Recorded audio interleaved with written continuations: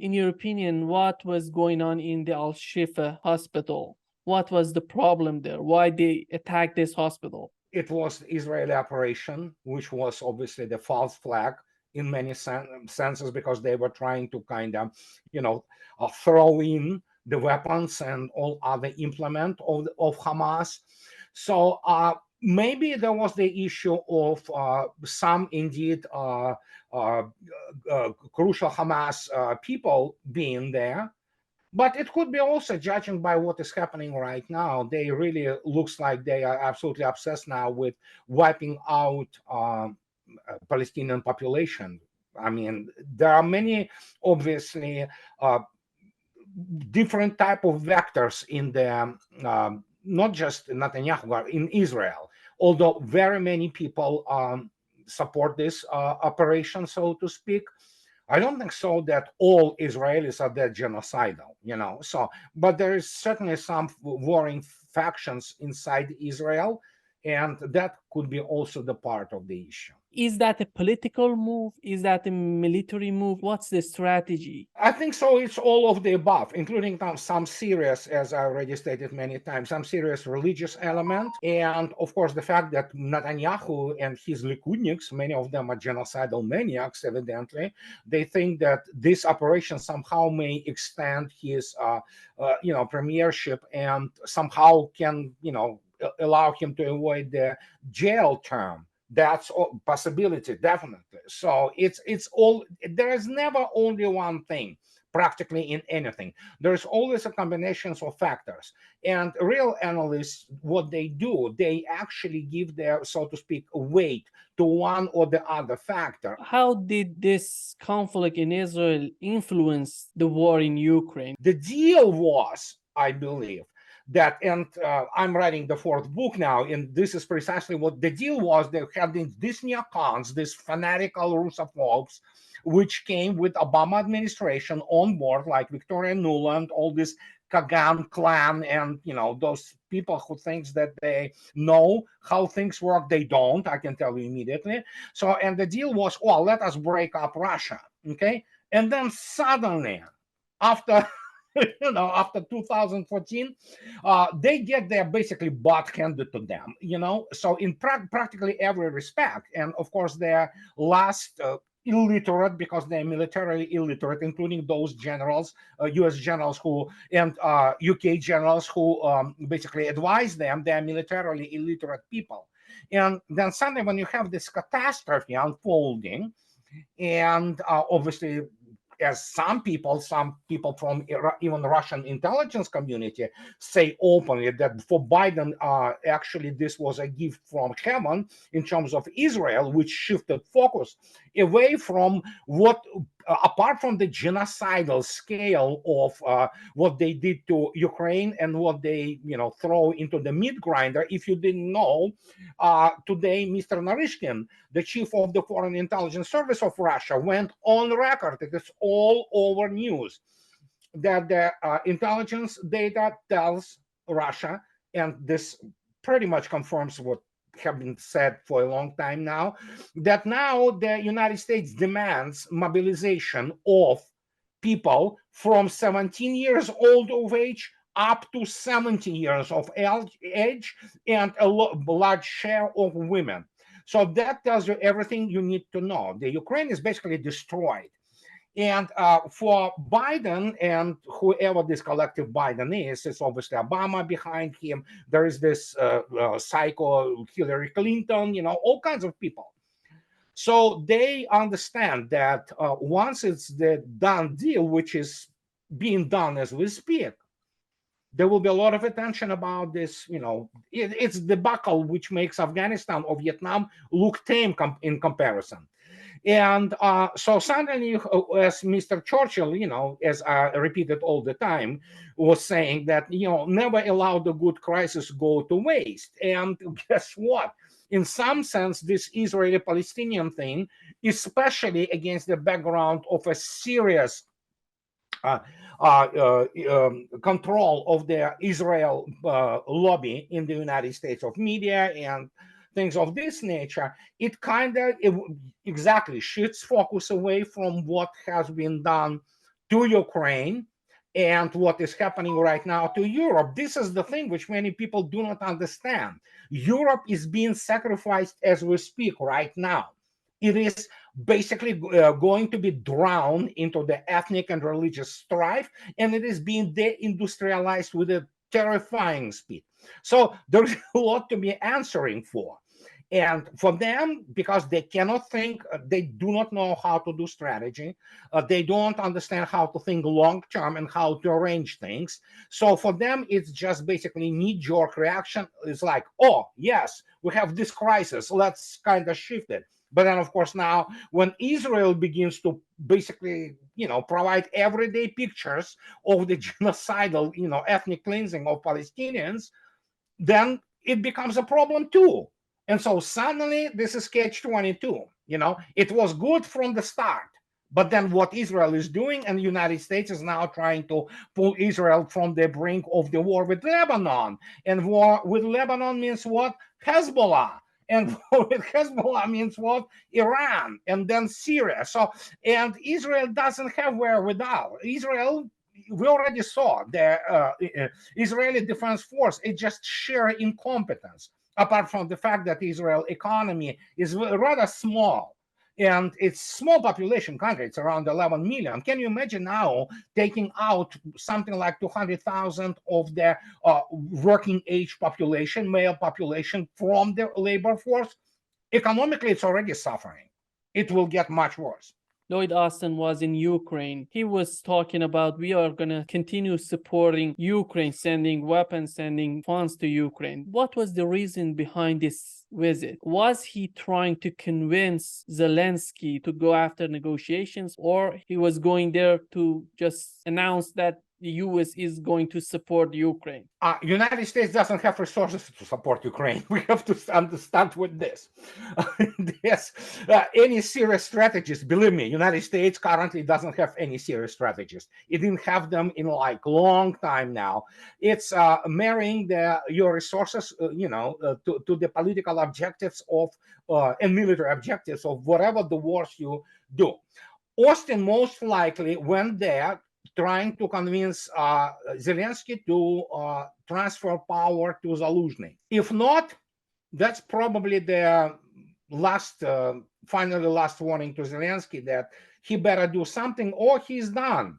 The guy, again, so the war is done. Again, that's what many people in the West do not understand, although many beginning to kind of wake up to the reality of it. So I think so. And you see, there is this wrong perception. It's the illness, and I am on the record. It's the illness of those people who graduate from those US military academies, go through all those war colleges. Then, of course, you have this so-called diplomatic corps, which is utterly incompetent. I mean, as I already stated, it's the problem of American higher education, which produces basically in terms of diplomacy, military, and all that things, people who are frauds. They are political operatives and they don't know subject. There's a lot to talk about it. So they still believe that Russia will negotiate. But Russia is in no hurry. And you know what? If they have been smart people, which they are not, there are no smart people in Wall Street Journal or in RAND, or they should have looked at basically what kind of budget Russia basically passed a few days ago. They would have been terrified of it because it's just how to put it politely, Russia is not going to wrap it into 2024, which she will with Ukraine militarily. But it's the budget which basically provides the breakthrough developments on the number of the crucial industrial and technological, so to speak, directions. And when you look at this, Russia will be primarily dictating the conditions of surrender. That's what the euphemism for negotiation or peace talks is. Russia is not going to go there and start, just trying to, satisfy some kind of demands. No, Russia will go there to discuss how much of Ukraine will be allowed to stay alive as some kind of statelet. The rest of it, well, some people say the Odessa, Nikolaev, Odessa is the next thing possible, but Russians are not in rush, and obviously, if it could be arranged that basically transfer of territories or making them confederated territories, and eventually they will vote to break away from Ukraine, Russia would rather do it, slowly and in peaceful manner. Although obviously Russia has the ability to do it militarily, and it has right now the total the escalation dominance on every single sector of the front, and much further than that. We are talking about the escalation dominance against NATO, unified force of NATO, if NATO decides to commit suicide. And that's what really drives this whole thing. And you have those people in Washington, let alone London. London is all together. Look at Boris Johnson or Liz Truss. I mean, I don't know. They just elect degenerate after degenerate, And so when you look at these people, they really don't know what to do. The only thing they know, they got this euphemism. It's a new thing that in their narrative they call counteroffensive stalled. So it's a code word that basically it's over. And of course, obviously, they try to kind of push this agenda, but it's useless. I mean, for crying out loud, they are in no position right now to ask for something or dictate anything. Washington will be dictated to what it's going to do. And we already have some signs of the contacts and change of tone between United States and Russia. We know that there is a battle in Avdiivka that is going on, and it seems like a new Bakhmut for Ukrainians. How do you find it? What's the importance of Avdiivka for Russians, for Ukrainians, in your opinion? For Russians, it is important only from the point of view, if you look at kind of the short term, that it is primarily this fortress. Essentially, the whole area is fortress. It was built into fortress for the last 8 years, including by the supervision of and advisors from England, United Kingdom, from United States. And it is the main fortified area for the armed forces of Ukraine. It is the anchor on which both flanks of the extremely large front are held. It is also the precise position where to conduct the terror shelling of Donetsk area. So this is for them. Losing this it's a catastrophe, basically. That the front, well, it's already crumbling. I cannot even emphasize enough, because now every day, literally every 5-6 hours, you have this news. The Russian units breaking through. And you have to understand that Avdiivka area itself, apart from the settlement itself, what is called the town of Avdiivka, the main thing is there, of course, the coke plant. And Russians already in the industrial zone, they already liberated industrial zone. And once the gap, basically, which is called operational envelopment or operational encirclement, fully controlled, fire controlled by Russians. So we're looking what? Nobody knows exactly how many of them are there, but it varies from 30 to anywhere between 30 to 50 to 70,000 Ukrainian troops staffed in this area. So you can imagine what it's going to be. And again, Bakhmut wasn't that important. The whole story of Bakhmut is there for people who understand who Prigozhin and Wagner were. Bakhmut wasn't even the priority. It was the whole accidental thing, let's put it this way. But Avdiivka is, and yeah, Russians already kind of reducing the pocket itself. And whatever will be, just to give you an example, yesterday, in one of the flanks, okay, the whole company, 100 people, of armed forces of Ukraine surrender fully, 100%, 100 people, the whole company. Now you have the surrendering is happening like in squads, between 7, 8, 10 people by platoons. So you're beginning to look at these things which are getting the whole tactical units begin to surrender, let alone that all kinds of other people. So it's just a matter of time, and Russians again not going to rush. Why? Why do you want to kill your men unnecessarily when you can do it absolutely less speed, but much more safe, many more saved lives? So, and essentially, yeah, the Avdiivka also has this extremely extensive tunnel system, but this tunnel system was not something like what Hamas dug in Gaza. This was a tunnel system related to the operation of this huge coke industrial zone.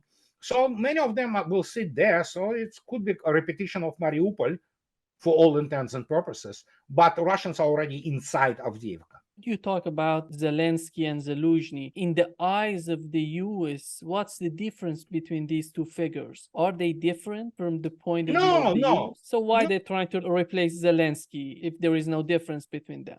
Well, because Zelensky is already basically is a loose cannon, and he's completely discredited material. He's a waste, basically. He's political waste, and he is now is not the asset, but actually the detractor from the United States already extremely weak geopolitical position. So Zaluzhny will be just more cooperative puppet, and at least he might steal less than Zelensky did. So that's the only difference. Zaluzhny is not good general. Basically, there are no good generals in those NATO educated, quote unquote, Ukrainian generals. They are utterly incompetent, and that is why, for example, armed forces of Ukraine, especially on the tactical operational level, they have been discarding all those NATO manuals because they just don't work. They kill people. And that's the result. That basically tells you everything you need to know about NATO training and NATO understanding of the modern war. And Zaluzhny is, how to put it politely, the guy lost everything he fought for. But he is a useful tool, so, and at least it's the last attempt, so to speak, desperate attempt of the United States to have at least somebody presentable who both can be talked to by Russians. They think that Russians will be interested to talk to him, although Russians already stated, we don't talk to those people. We're going to be talking to Washington. But they still think that. That's how delusional they are. Take anybody from State Department, from Pentagon, from the top political levels, National Security Agency, all those people, they are completely delusional. But Russians, including from Mr. Putin, Mr. Lavrov, Mr. Medvedev, and Mr. Patrushev, and I can sit and just talk about the biggest names in Russian politics today, but they already stated, what's the point talking to Ukrainians?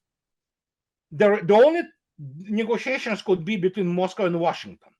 So that's the level where it will be all settled. The rest of it, I mean, if need be, Russians will basically, reduce the Kiev regime to, well, Kiev regime is doomed anyway, so, and it just, as already stated from the beginning of our conversation today, it is about how much of Ukraine will be left, period. That's the main thing. Who's the face of these neo-Nazis in the Zelensky administration? And if you compare Zaluzhny and Zelensky, who's the most in favor of neo-Nazis? I don't think so. Zelensky is Nazi per se. He is opportunist, and he is very high on drugs. He is absolutely drugged, and his psychological and physiological state is absolutely, he is done. He is done. So he is not the figure you can even touch, with the 3-yard stick, because that's how he stinks now. Zaluzhny, I mean, I think so. He also is opportunist, and he probably Ukrainian nationalist. But there is a funny thing. Now, even Azov Nazis, Azov, which is not really battalion, it's actually brigade size military force, and of course there's a political force, of which are real true Nazis. Again, the true Nazis are in Washington and in London. They were the guys who wanted to use them. They used them, and now they're smeared with this for the rest of their lives, because the amount, the scale of the crimes against humanity and war crimes committed by there, as remember the FDR said about, what's his name, Samosa. he's son of a bitch, but he's our son of a bitch. Well, at least Somoza wasn't Nazi, open Nazi. These guys from Washington and London, they smeared themselves, and they are the biggest Nazis because they used it, they agreed tacitly or openly with the fact that we're dealing with the outright Nazis and genocidal maniacs. And that's their, basically a stamp now. In this particular case, even Azov says that we need to peace talks with Russia. Russians obviously not gonna communicate with Azov. Russians gonna annihilate whatever is left of it, up to including physical, elimination of the top of it. So, and there you go. So the biggest Nazis are in London and in Washington. Janet Yellen today said that US cannot afford Ukraine losing this war. My question is that, can US afford losing all of Ukrainians? Janet Yellen, obviously, with her many years in the military academies and service and, attending, she is a complete bimbo. She is absolutely clueless. But that's the whole thing. We talk about this tactical operational minutia. You have to understand, many people I wrote about for 9 years. Now many people didn't believe that. Can they be that ignorant and incompetent? I said, guys, we didn't even see the whole bottom yet. That's how stupid they are, and that's how delusional they are. Economically, militarily, politically, they really live in this alternative universe, because obviously it is an alternative universe economically, militarily, and political. And especially when you have the military history of your country confabulated primarily, not taking anything from the heroism and dedication of the, for example, American servicemen, GIs, and sailors, who fought bravely, let's say in World War II or in Pacific theater, But after that, I'm sorry, guys. I mean, really, show me the money as the, in the movie. Show me the winning record. Show me any strategist of, scale. Show me something which you want. And you look at this as like, well, yeah. And now you have the gal who, she is a banker. And that's the problem. That's the problem with the United States. You have the lawyers and political so-called fake scientists who have no clue about modern warfare expressing their opinions. They have no clue. They have no background. They don't understand how it all works. They cannot tie together two things. And so Janet Yellen, yeah, sure. It's like me, just advising somebody during open heart surgery. The result will be pretty bad, let me tell you.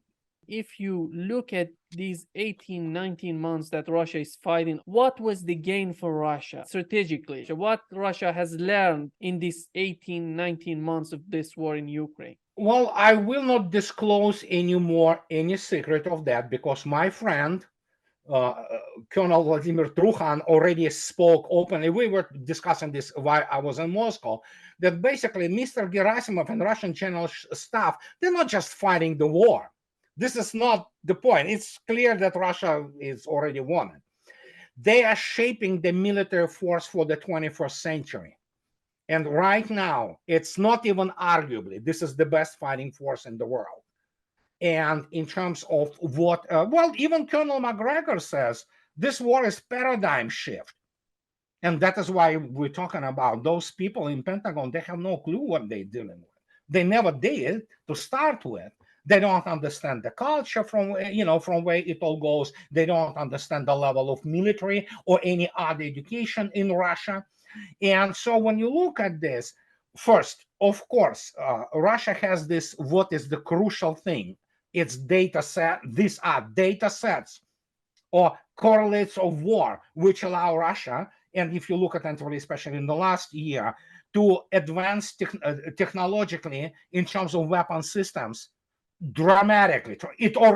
Russia already has had technological advantage over NATO, United States included, when starting their special military operation. Now the gap will only grow, and when you look at attentively how not only Russians adjust their new systems, weapon systems, and command and control networks and things of this nature, you can see now the new weapons coming up, which are absolutely mind-boggling. And that's what I was trying to warn when I wrote, my first book.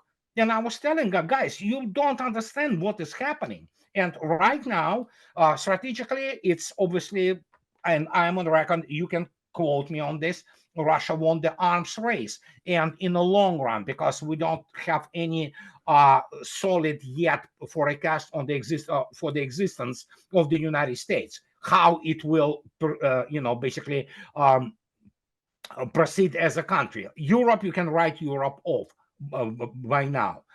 This is important part. And the last budget which Russia passed a few days ago, it's just mind-boggling. There is just colossal money in all kinds of the R&D, military and military industrial complex, and scientific development and technology development and education development, and this is unprecedented.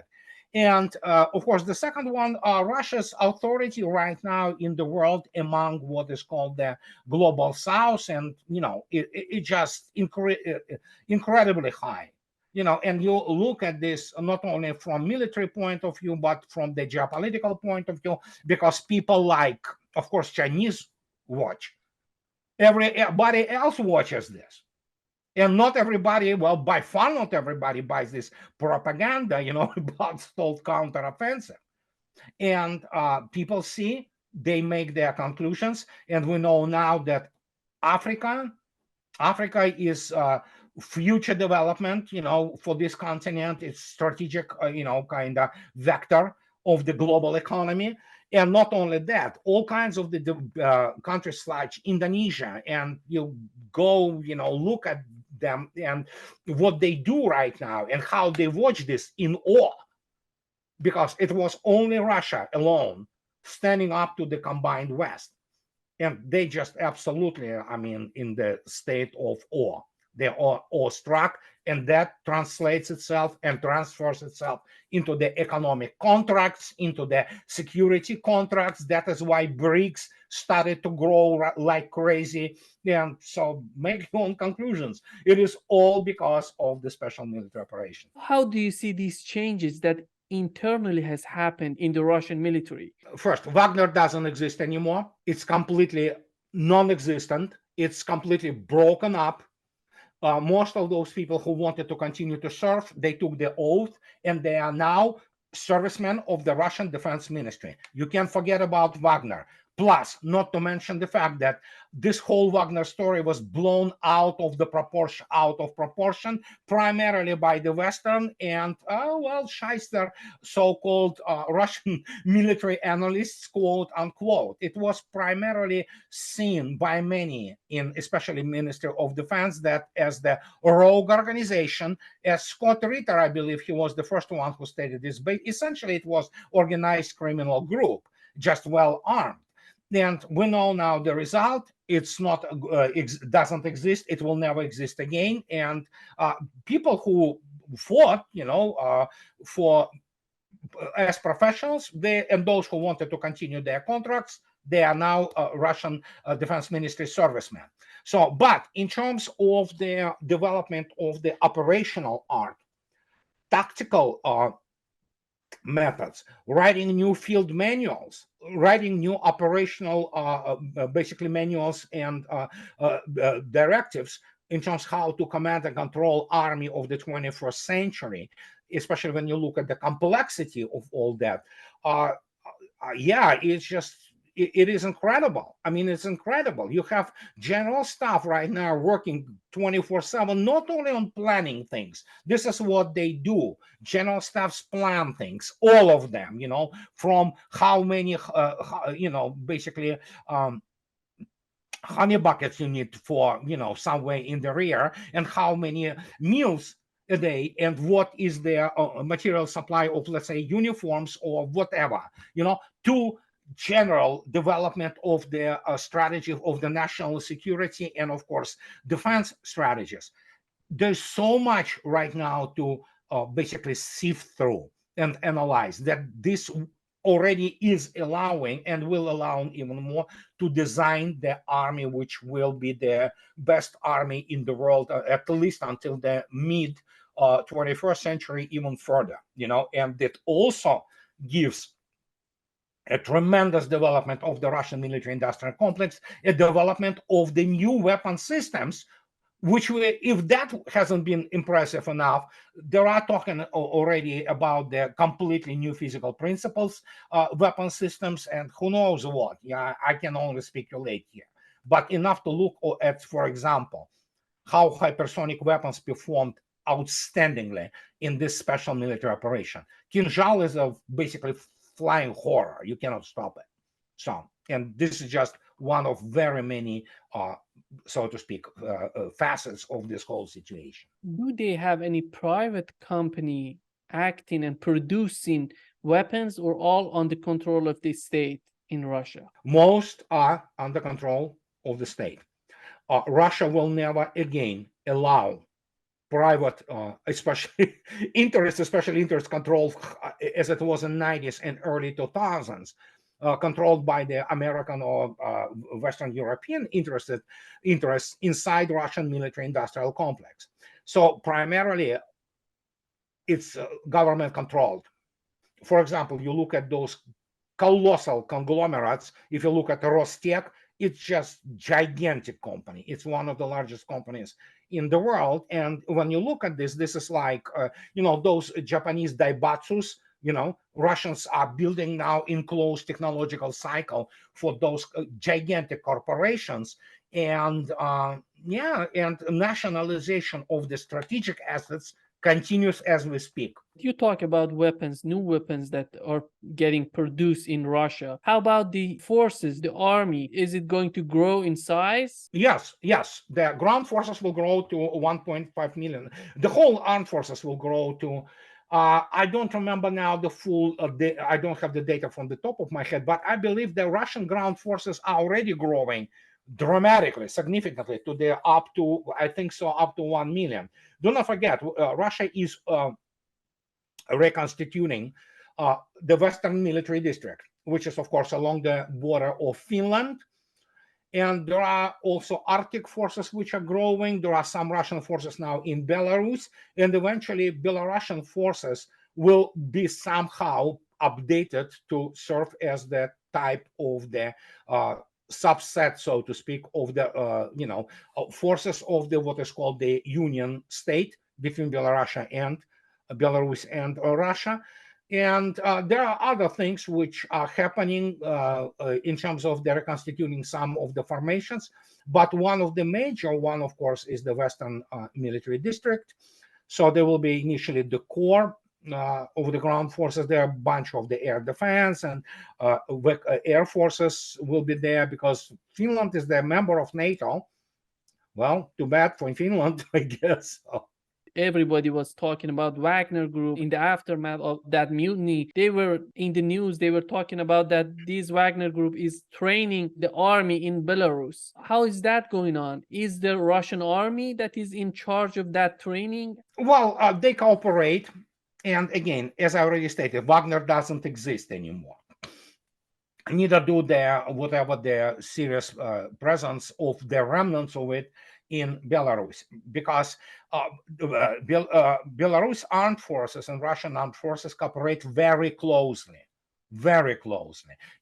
In the end, formally, well, it's not just formally. I mean, Belarus and Russia are the union state.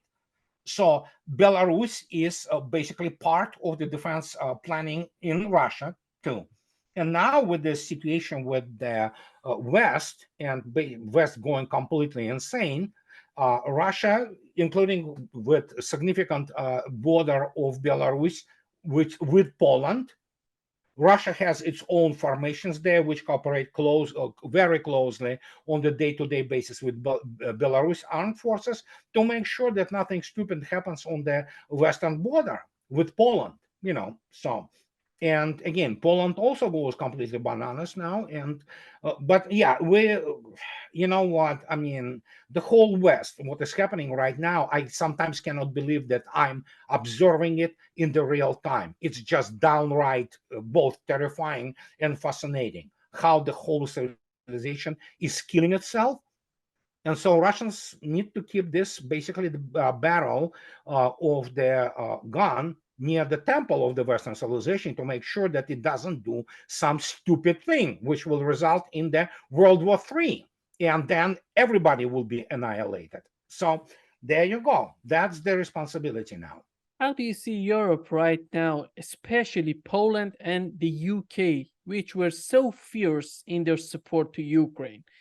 First, Poland is a non-entity militarily for all its, tanks and everything that they say in terms of the real war. They speak like crazy people. They're elites, But generally speaking, Poles are, how to put it, they're people who still kind of psychologically and culturally very close to Russians and Belarusians. I mean, there's a lot of commonality, but it's obviously Polish elite, which are completely insane. And they are obviously controlled traditionally from London. And now, and Poland plays now this spoiler because now it's completely on the American credit because United States needed this spoiler in the European Union to kind of break off relationship between Russia and European Union, which they achieved, by the way. Great success. They think that it is great success, but reality is, and militarily, United Kingdom is a pipsqueak, as is also economically. They can provide some Storm Shadow missiles, although France provides now them, and some kind of other material, but it's nothing. It's meager.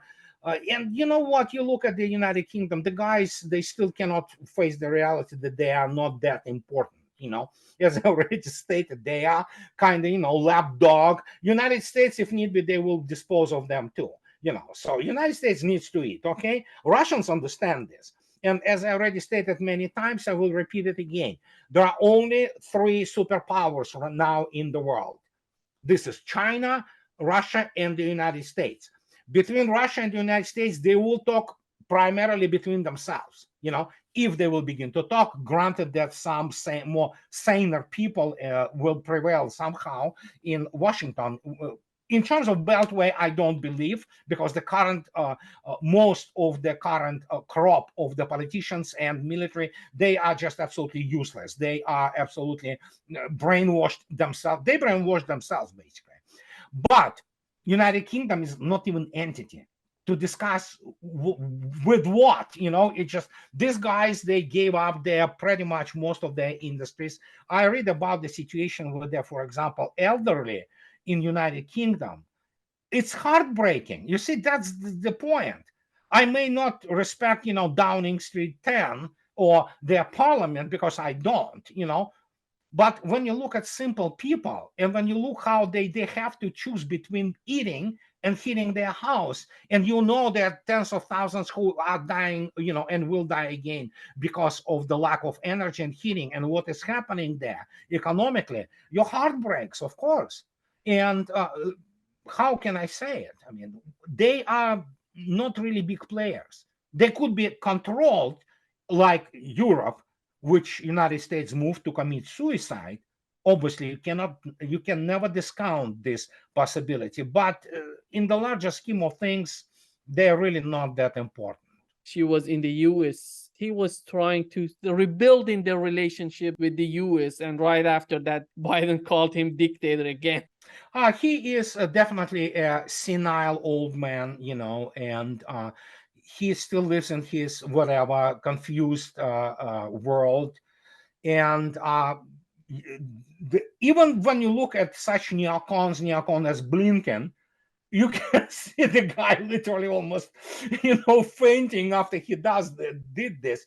What can I say? I mean, this is everything. This is the epitome of the American ruling class. That's what they are. They are uncultured, they're stupid, they don't know what they're talking about. And again, nobody really cares anymore. And again, that's why I mentioned Garland Nixon. He's beautiful. I mean, to the point explanation. When Z entered this main dining hall, he got standing ovation from the captains of industry in the United States, So, and these are the people who own gigantic sums of money, and capital. So that's what really matters. As in terms of, the Biden administration finally did what nobody expected would happen. They completely humiliated United States and removed the remnants of the reputation of the White House and American government that became the people around the world. They joke about United States. For me as the United States citizen, and I live here, and I definitely have my vested interest in this country. It's humiliating that everybody loves in the United States. This is how pathetic and ridiculous it all became. And of course, you look at this and just, oh my God, I never saw I would see this, but guess what? We're living through it. What kind of message would this type of behavior send to Putin and his administration? I can tell you one thing. Russians right now know about United States more than anybody within the Beltway knows. Russians know about United States more than administration of the White House and all those people in those intelligence so-called community. Russians know. They are just observe it in the real time, how this train wreck, how the country has been destroyed essentially. So they understand they need to talk to someone. Who are you going to talk to? You cannot talk to anybody from the top political echelon of Biden administration. They are Russophobic, genocidal maniacs like neocons, like Victoria Nuland. You're not going to talk to her. You're not going to talk to Anthony Blinken, who is a, just messenger boy, basically. So you're not going to talk with somebody behind the scene, which is, of course, Obama administration and, people of this nature. There's nobody to talk to. You can talk with some people from CIA. You can talk with some people from Pentagon. You can talk to some other people who are at least now at the fringes of the political life, but who still are powerful enough and have enough profile to, in the end, influence something down the road. And of course, first, you have to understand, nobody believes anything what comes from the United States, from the White House, from State Department. In Russia, nobody believes it. United States is non-agreement capable. It doesn't matter what you write, what paper you put it on, whatever seals are, stamped it with, no matter how many promises they give, they will break them. They are basically the only thing they teach in the, for example, American higher education in terms of diplomacy, geopolitics, is how to lie. That's the only thing, because it's the sickness which basically killed already United States, and it's called exceptionalism. So Russians not going to talk to those people.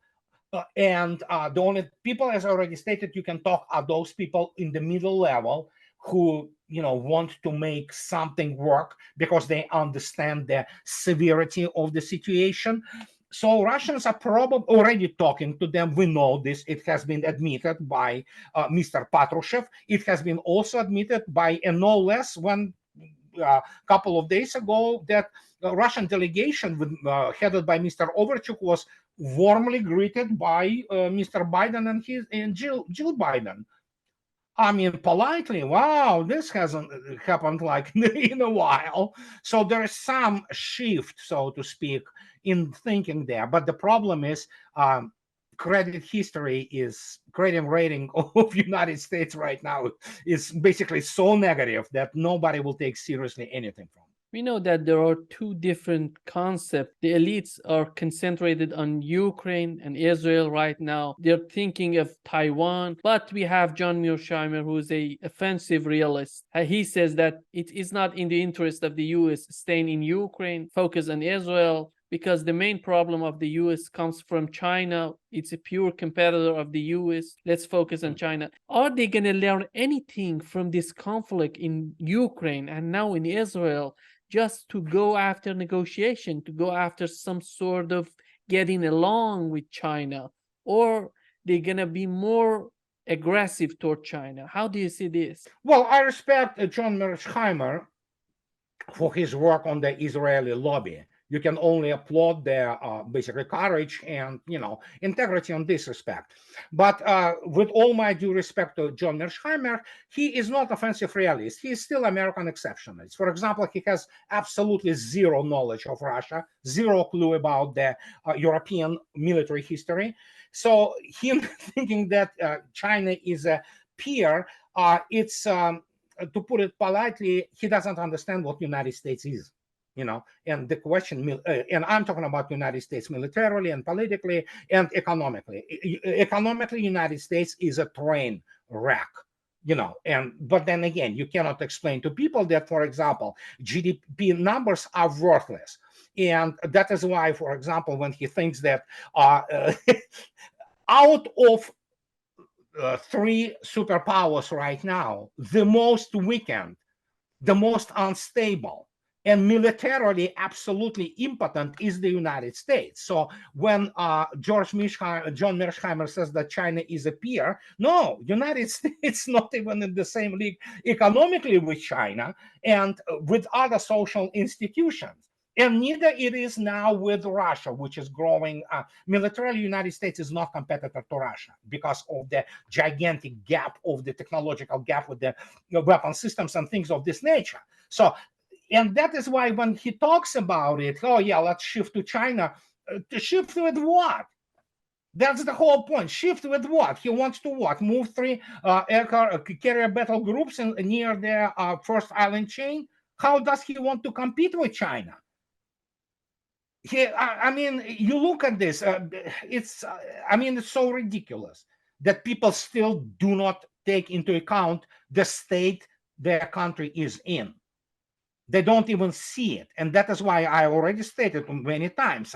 I am on the record. Political science is not a science. It's complete fake degrees. And so when you have those people who run by this data, which is completely corrupted, it's called GIGO, garbage in, garbage out. So, and this is what they teach them in the American universities. I'm not talking about STEM education. American STEM education so far is okay. It's competitive in some sense. But these guys, they don't understand that practically all humanities field in especially political science, whatever they call it, this fake, pseudoscience, it's garbage. It's trash. They know nothing. And that's the whole point. And that is why Mearsheimer continues to go with this, just beaten to death cliche. And I'm talking about, he has to answer himself a question.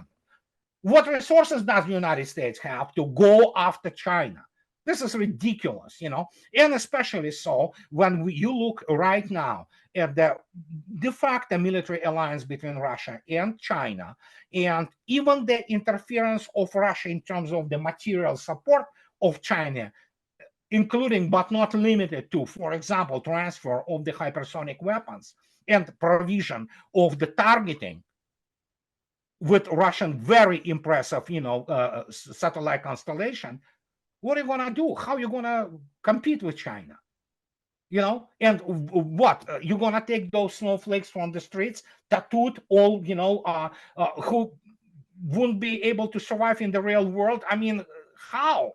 We have literally the whole generation here in the United States. What is Generation Z, whatever, Zoomers, whatever they look at them. It's terrifying. They're snowflakes, not all of them, but most are. And look at the industrial sector of the United States. Yeah, the United States still can produce some things like aircraft, for example. But other than that, what? Computers? Well, it's a long story about this cheap manufacturing, but this is just small part. It's like explaining. John Mearsheimer doesn't know this fact. Again, Russia produces as much steel as the United States. Simple thing. Produces 5 times more of aluminum. Some people, they just cannot count, mathematically, they cannot understand what we are talking about. And as the result, they have these delusions about, delusions of grandeur, while in reality, United States is basically being packed into its own hemisphere, and it has no resources to fight China.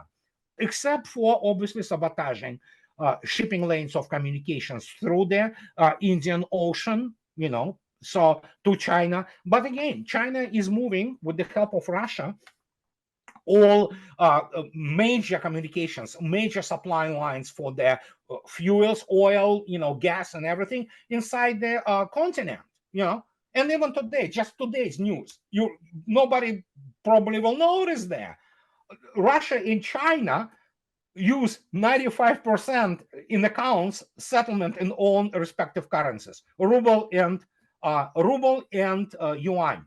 5% are for dollar and euro. I mean, hello, it's just ridiculous, So there you go. Are they thinking of separating Russia from China? Is that possible? Well, first, we need to keep in mind that China is still very much engaged economically with the United States and combined West. Here's the Belt and Road Initiative to supply things to Europe, which will have its capacity to pay, capability to pay diminish with each day. It is being diminished as we speak because the financial situation in Europe is horrifying. But it is what it is, and China also operates in terms of, exports for other markets in Asia Pacific. But for now, China and United States are tied pretty closely with the umbilical cord, and Russians are extremely well aware of this situation. But United States cannot change its rhetoric and those insane plans, as you say, so China will be playing with Russia for now. So, and especially considering the fact that you cannot exist, without energy. You just can't. If you are modern civilization, it's not the money which you need. Of course, you need money per se, but we need energy. Where do you get this energy? In the quantities which allow to maintain betterment of China, their basically standard of living. Nowhere near, except for what? Their northern body, Russia, which has the gigantic resources. And guess what? This is what happens. What can the United States give China except for opening its markets? Pretty much nothing, really. Except, and even there's the whole story about the commercial airspace. But I think so United States still has the edge there, but other than that, what, so the United States sent a lot of weapons to the Middle East to support Israel, nuclear capable weapons. Do you think at the end of the day, these countries like Turkey, Iran, Saudi Arabia, UAE, none of them has nuclear weapons? Are they going after nuclear weapons, or they gonna seek some sort of security from Russia and China? I think so. It's going to be security with BRICS, and we already know Saudi Arabia is Iran is now one of the best and closest allies of Russia, and inevitably it also extends to a degree. For now, it's not formalized. Iran has some very unique views on its own security and things of this nature, but I think so. It's going to be done through the BRICS institutions, especially when you look at Saudi Arabia and when you look at suddenly how Turkey, Saudi Arabia, and Iran talking. This is unprecedented, This is what happens. It just so Turkey theoretically, especially when they get this Akuyu nuclear power plant finished by Russia there, and there are other plans for nuclear power in this area, in general area. Who knows? I think Turkey, if it wants to, probably would be able to finance and do their thing. But primarily, it's going to be about what is the nightmare of neocons and American military-industrial complex, that they will continue to buy Russian weapons, and and again, everybody saw the performance of those weapons, especially in terms of air defense, and that could be the case. I don't think so. There will be any kind of formal, how to put it politely, military alliance or something like that. But there will be some kind of security structure in place, so to speak, some may be unannounced behind the scene, negotiations and talks. So it all depends, But you remember what happened to Syria. Syria wasn't very, how to put it, very predisposition towards Russia, although it would still remain kind of friendly before the ISIS and this in situation which was instigated by the United States and United Kingdom and created ISIS and this horror which was happening there. And suddenly we have late General Soleimani. He flies to Moscow. He talks about Russians meet with Syrian people, and bang, 2015 Russian armed forces and air force is already in Syria. You see, nothing special, no special super pooper military alliance, but now you have basically, you see what is happening. So it's all complicated, but I think so. Primarily, it's going to be done through some BRICS institutions and some bilateral type of negotiations. If we take Turkey out of NATO, what would NATO mean? Oh, it's already meaningless. I mean, it was created as the allegedly defensive alliance. Well, it never was defensive. It turned out to be basically perpetuating all kinds of wars and conflicts all around the world. But Turkey, it doesn't matter if Turkey is still formally in NATO or not. The fact is, Erdogan, he's a very shrewd politician. He is not friend with anybody but with himself, and he basically is doing the Turkey and promoting Turkey's interests, which is understandable, and that's the only way it's supposed to be. But he definitely has some rapport with Mr. Putin, and especially if we take into account that it was evidently Russians who played a major role in saving his life during the coup, mutiny in Turkey. So, but Turkish future lies in Eurasia, absolutely. And there is a second thing. Turkey wants to and vies for leadership of the Islamic world, of Ummah, So Erdogan is forced right now, being especially basically his Muslim Brotherhood guy, So he has to be very radical in his rhetoric. It doesn't mean necessarily the Turks will attack Israel or something like that. But plus, everybody in Turkey, I'm pretty sure, knows about Samson option, and considering not Jobs who are in Likud party in Israel, who knows what may happen.